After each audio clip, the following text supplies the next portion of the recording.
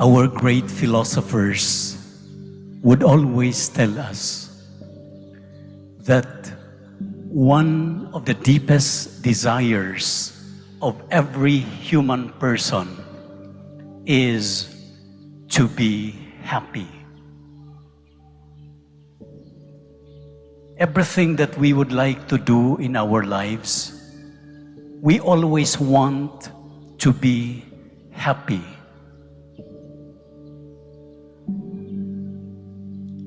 We work so hard in order to be happy. And there are even people who will do something that are not good because they want to be happy. Our readings for today provide us with some formula on how to be happy.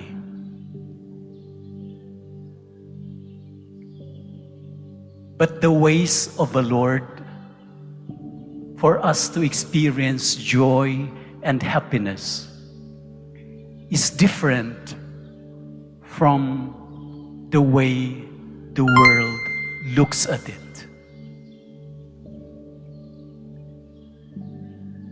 In our gospel reading for today, Jesus said, "Blessed are you who are poor." In the Greek, it is makarios, blessed. Makarios, meaning to be happy. And Jesus in the Gospel of Luke tells us that if we want to be happy, we should be poor. If we want to be happy, we should experience hunger. If we want to be happy, we should learn how to weep and to mourn. If we want to be happy, we should experience persecution and being hated by others. That is difficult to understand because the world tells us that to be happy, we should live in abundance. To be happy, we should have joys in life. We should not mourn. We should not grieve. To be happy, we should enjoy good reputation. But Jesus is telling us something that is different.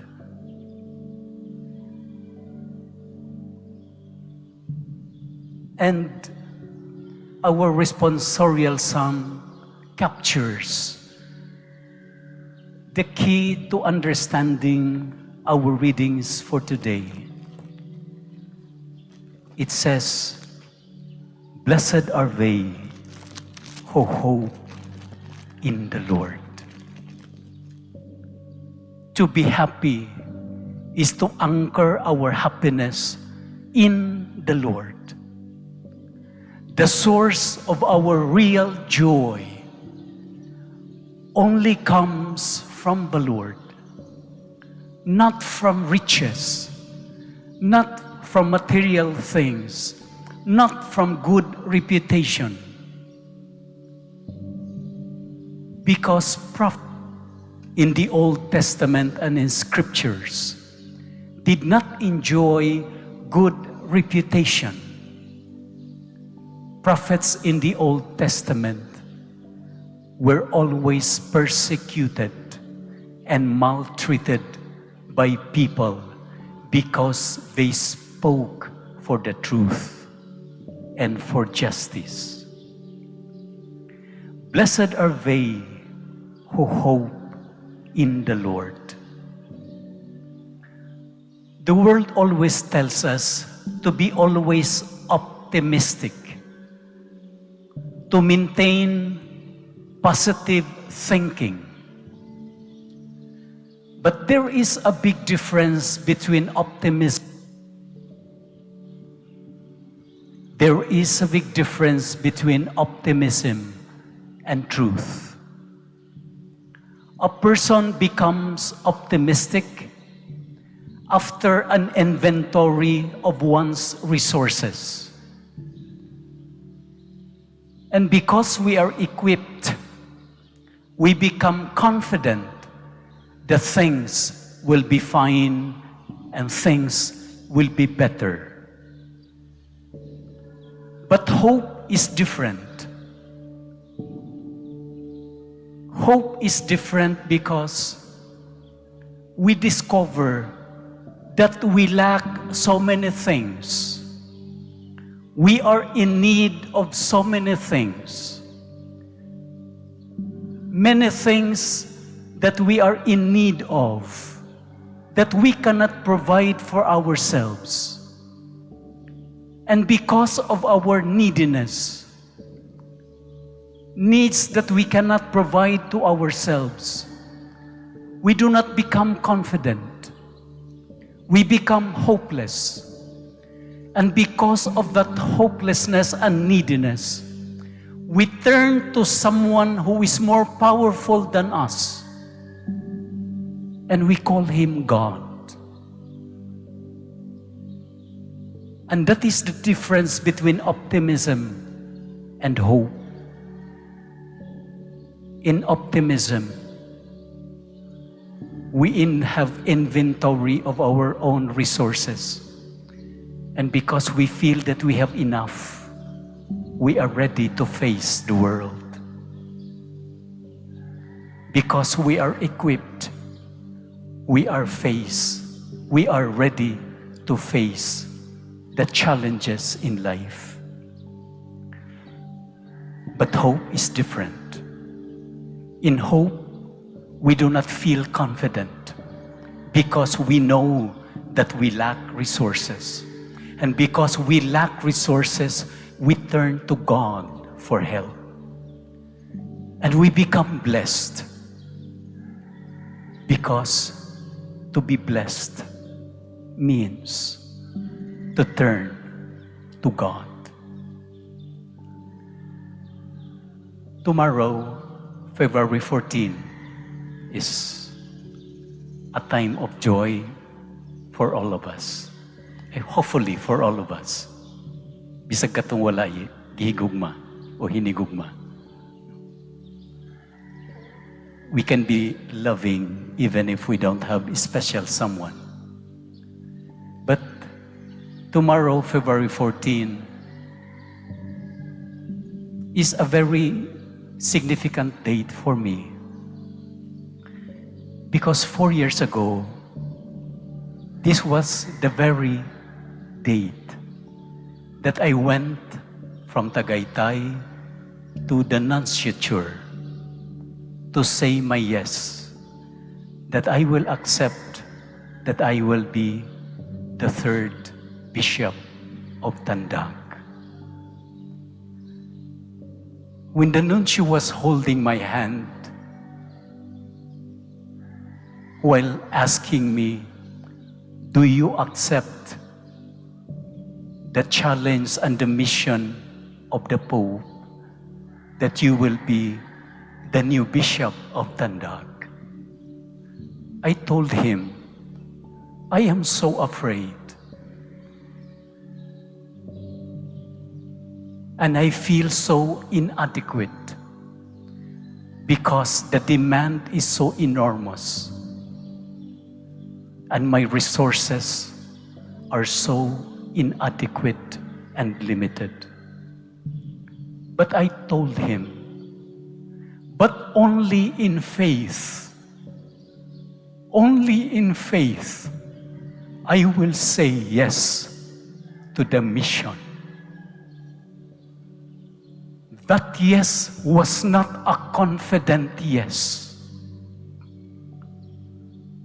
It was a humble and trusting yes. Because I am saying yes in faith that this God who calls me to this new mission will help me deliver the responsibility that is asked of me and from me, despite and in spite of the lack of resources that I have. Blessed are those who are poor, for theirs is the kingdom of God. The blessedness is not in the poverty. The blessedness is in the acknowledgement that in our poverty, God will intervene.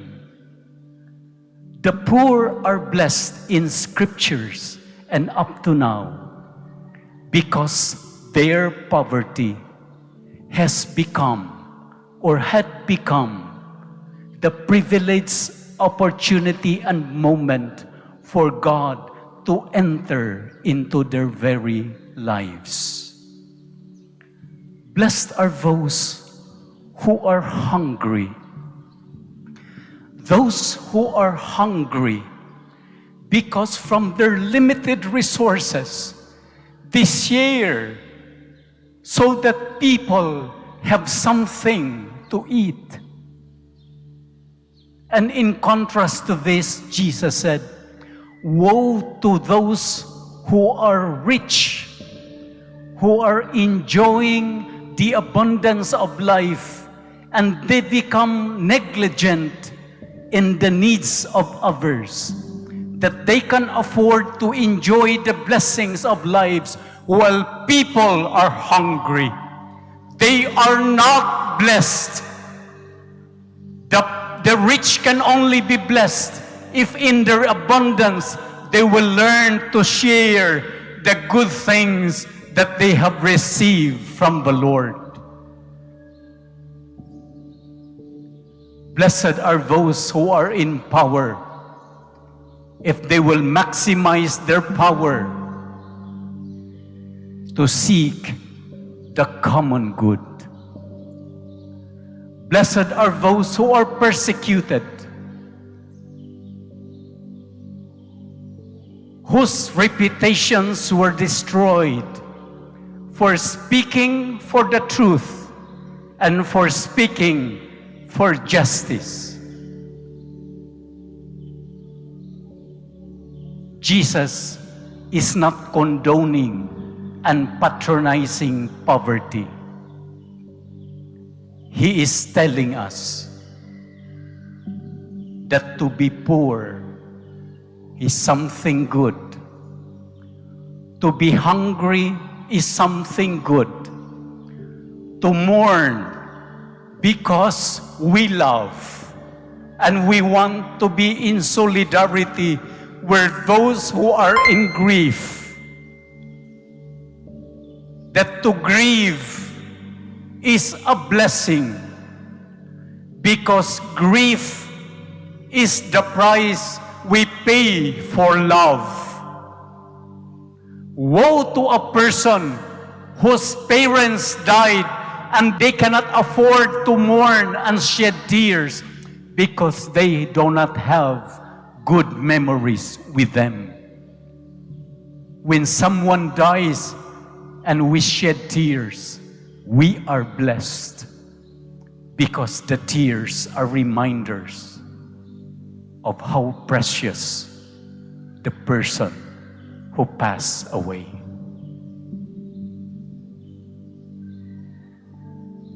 Blessed are those who are poor, who are hungry, who mourn,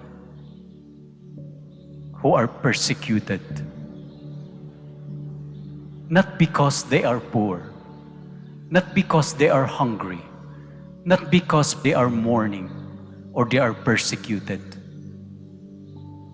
but because in doing all these things,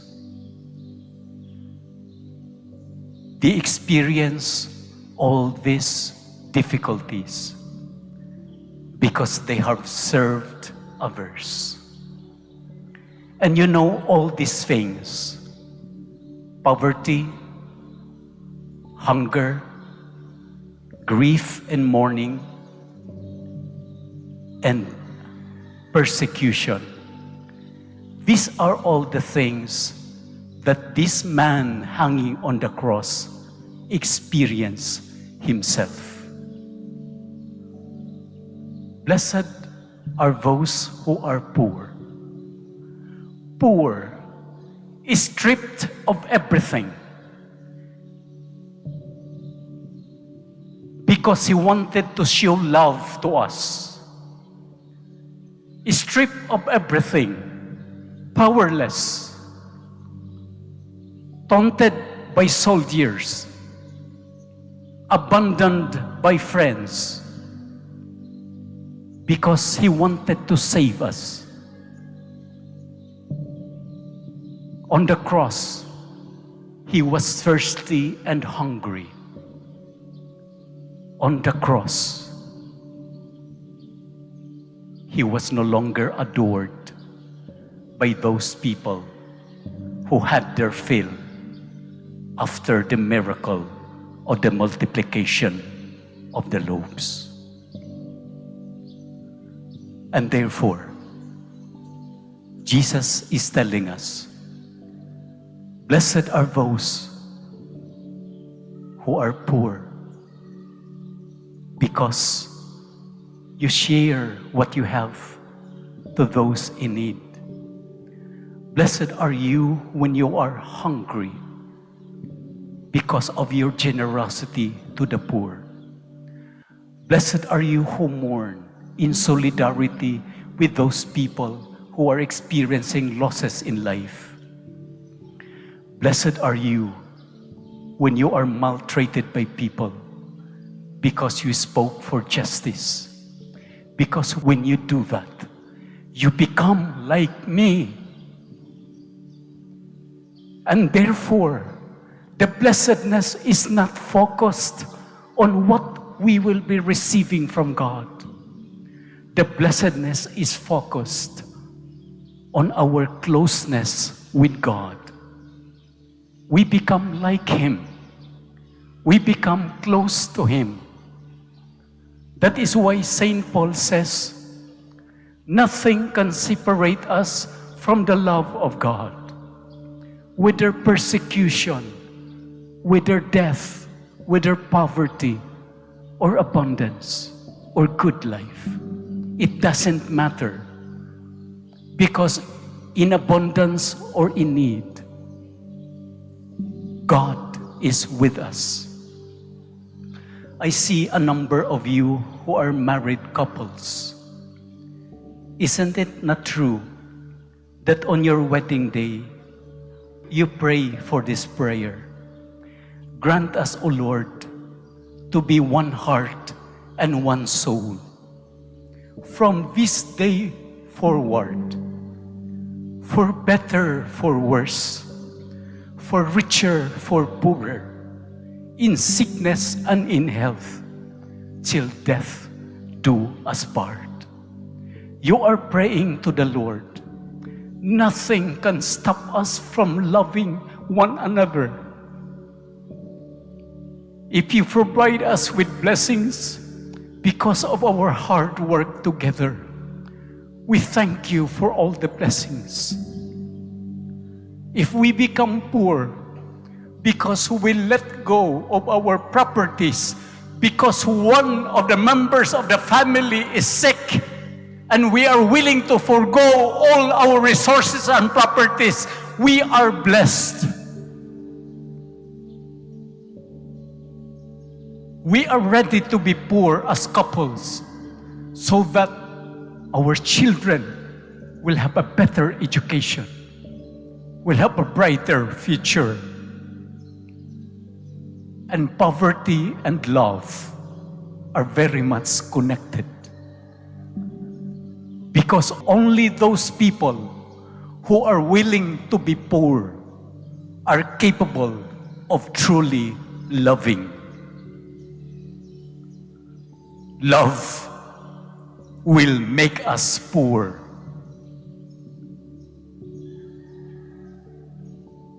All our resources are spent for all those people we truly love. That is why these people who allow themselves to be poor because of love are proclaimed by Jesus as blessed. You may have noticed that I was absent for 3 Sundays already.